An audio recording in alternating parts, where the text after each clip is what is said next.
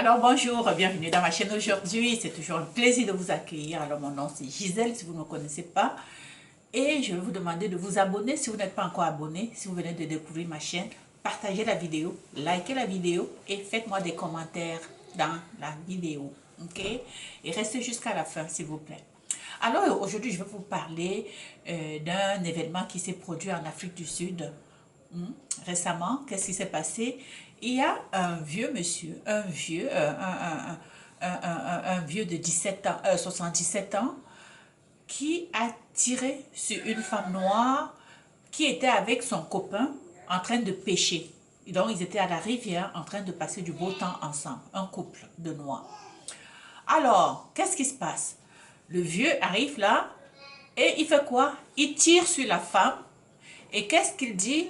Il dit qu'il a tiré sur la femme parce qu'il croyait que c'était l'hippopotame. Donc, il a confondu la femme avec l'hippopotame. Je vous rappelle qu'ils n'étaient pas dans l'eau, hein, ils étaient à l'extérieur et ils étaient deux.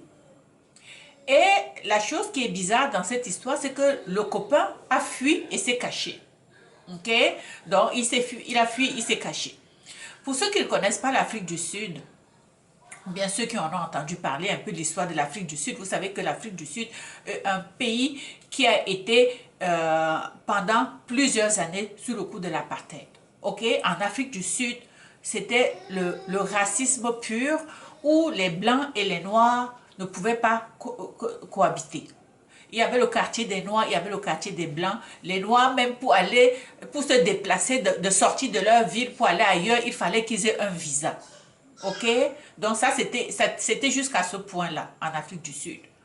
Et l'Afrique du Sud est aussi un pays qui a été colonisé. Il y a même encore aujourd'hui, il y a des Blancs et il y a les Noirs.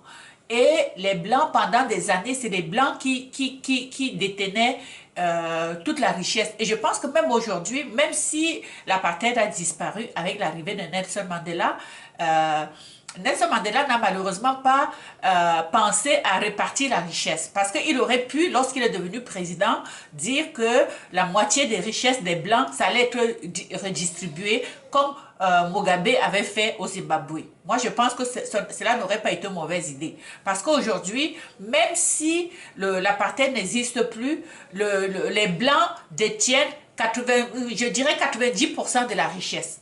Donc, sur une population, si on dit par exemple, s'ils sont 10 000 et qu'il y a plus de... disons, sur 10 000, disons, on va prendre un exemple. Disons qu'il y a 10 millions. Il y a 7 500 000 noirs, 2 500 000 blancs. C'est les blancs qui ont toute la richesse.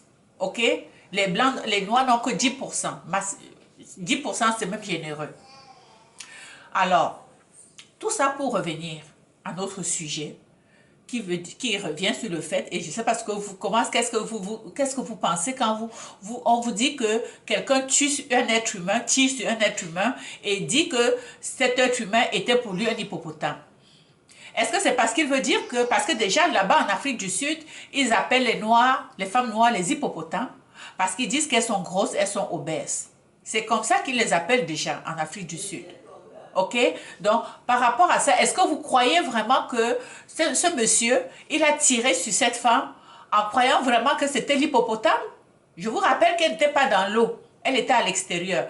Et la chose la plus rocambolesque de cette histoire, c'est quoi? C'est que cette femme, ce monsieur de 77 ans, lorsqu'il est passé au tribunal, parce qu'il va passer en cours, on lui a donné une amende de 62 €.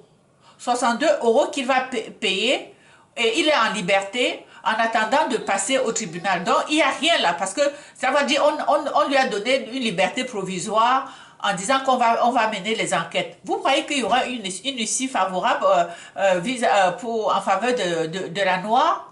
Faites-moi des commentaires, ce que vous pensez. Faites-moi des projections dans le commentaire. On va voir ce qu'on va dire après. Ok? Faisons nos projections et on va attendre le verdict. Parce que le monsieur, il est présentement en liberté et on le croit, hein, on le croit du fait qu'il a pensé que la femme, ce qu'il a tiré, était l'hippopotame.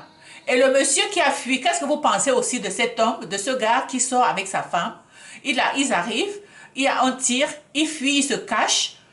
C'est un monsieur de 77 ans. Bon, c'est sûr, vous allez vous dire, c'est sauf qui peut.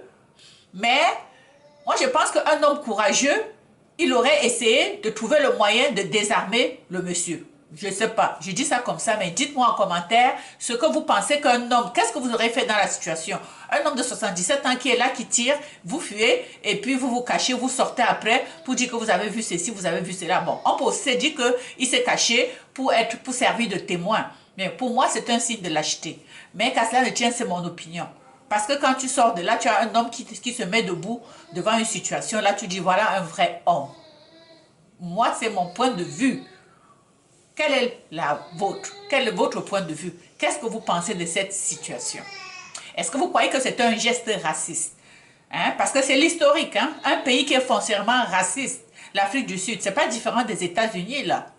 L'Afrique du Sud n'est pas différente des États-Unis. C'est pas parce qu'on dit qu'il n'y a plus d'apartheid qu'aujourd'hui les hommes blancs et les hommes noirs sortent ensemble tant que ça. Et il faut donner quand même aux Africains, à l'Afrique du Sud, les Africains de l'Afrique du Sud, qu'est-ce qu'ils ont fait? C'est que ce sont des gens qui sont quand même fiers. Ce sont des gens qui n'ont pas peur de sortir. Ce sont des gens qui n'ont pas peur de se faire tuer pour défendre leurs droits. Ça, il faut leur donner ça. Ce qui n'est pas le cas de certains pays africains. Surtout les pays africains qui sont dominés, qui ont été colonisés par la France. Okay? Donc, les Africains de l'Afrique du Sud, eux, ils portent leur nom. Leur nom. Vous n'allez pas voir en Afrique du Sud un Sud-Africain qui s'appelle Gisèle, Chantal, Pierre, Paul. Non. Ils portent leur nom de famille complet. Même s'ils ont été colonisés, même s'il y a des blancs là-bas, ils n'ont jamais, ils se sont jamais mélangés au point de perdre leur nom, leur culture. Ok? Donc, voilà. Je voulais vous mettre au courant de cette histoire pour que vous sachiez que en Afrique du Sud, il y a des choses qui se passent. Il y a des choses qui se passent et il faut être vigilant. C'est très important de garder à l'esprit cette vigilance quand vous allez en Afrique du Sud. Voilà. Il n'y a pas la justice. Il n'y a pas du tout de justice. Il y a toujours un laisser-passer pour les Blancs. Et que quand il y a une situation, c'est le Blanc qui a toujours, on lui donne toujours le bénéfice de doute par rapport au Noir. N'oubliez jamais ça. Alors, sur ce, je vous donne rendez-vous demain. Ciao.